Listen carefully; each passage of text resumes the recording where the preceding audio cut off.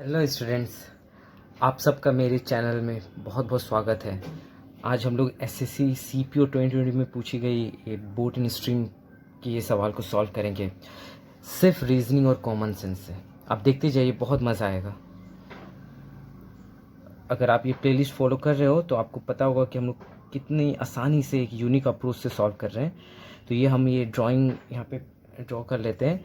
ये इस बोट की एक्चुअल स्पीड हो जाती है, ठीक है। बोट की एक्चुअल स्पीड हो जाती है ये, और ये हो जाती है डाउन स्ट्रीम की बोट की स्पीड, और ये हो जाती है अप स्ट्रीम की ये स्टिल वाटर की स्पीड है।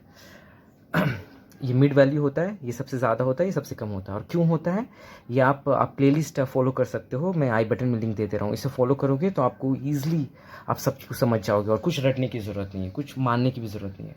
अब हम क्वेश्चन की तरफ बढ़ते हैं। The speed of a boat in still water is thrice the speed of the stream, ठीक है। तो बोल रहा है कि बोट की जो स्टिल वाटर की स्पीड है वो स्ट्रीम के 3 गुना है जो रिवर की स्पीड है। तो रिवर की स्पीड क्या होती थी, इस साइड होती थी, राइट।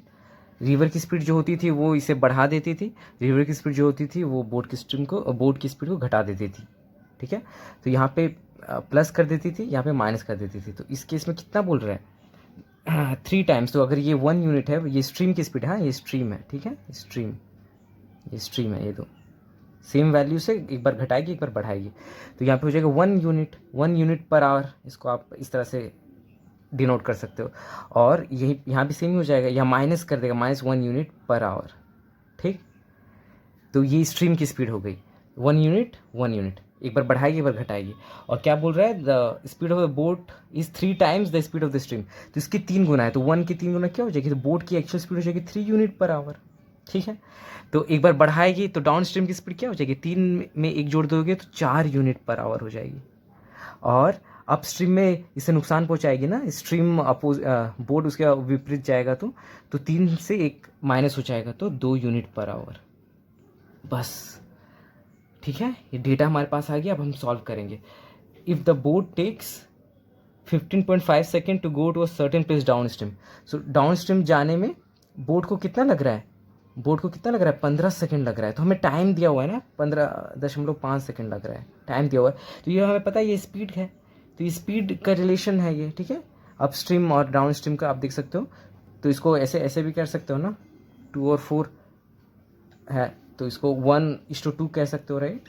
1:2 हो गया स्पीड का रेशियो। तो टाइम का क्या हो जाएगा, टाइम क्या होगा, टाइम इनवर्सली प्रोपोर्शनल होता है। अगर एक स्पीड है तो ज़्यादा टाइम लगा होगा कम स्पीड की वजह से, और ज़्यादा स्पीड है तो कम समय लगा होगा जाने में। तो ये टाइम का रेशियो आ गया, ठीक है। स्पीड से हम टाइम को निकालेंगे, प्रोपोर्शनलिटी कर रहे, कुछ नहीं कर रहे, हाँ, जब डिस्टेंस कांस्टेंट हो। तो ये टाइम का रेशियो हो गया, ठीक है। और हमें ये क्या दिया हुआ है, ये आप देख सकते हो, ये 1 यूनिट ऑफ टाइम 15.5 सेकेंड दिया हुआ है, क्योंकि क्वेश्चन में लिखा हुआ है कि 15.5 सेकेंड लगे डाउन स्ट्रीम जाने में।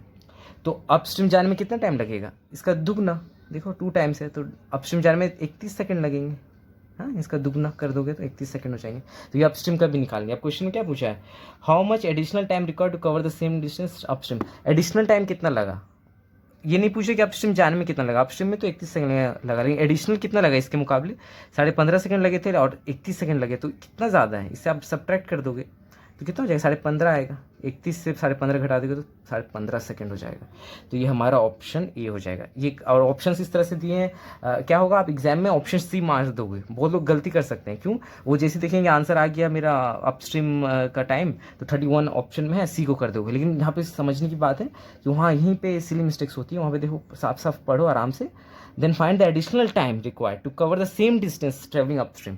अपस्ट्रीम जाने में एडिशनल टाइम कितना लगेगा डाउन स्ट्रीम के मुकाबले। डाउन स्ट्रीम जाने में 15.5 सेकंड लग रहे हैं, लेकिन अपस्ट्रीम जाने में 31 सेकंड लग रहे हैं, तो 15.5 सेकंड और ज़्यादा लग रहे हैं, तो 15.5 सेकंड हो जाएगा। होपफुली बहुत मज़ा आया होगा।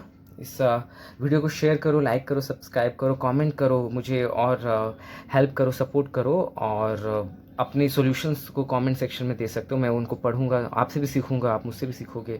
तो साथ साथ लर्निंग होगी, साथ साथ ग्रो करेंगे, और बहुत इंटरेस्टिंग वीडियोज़ लाता रहूँगा। Thanks for watching and have a nice day.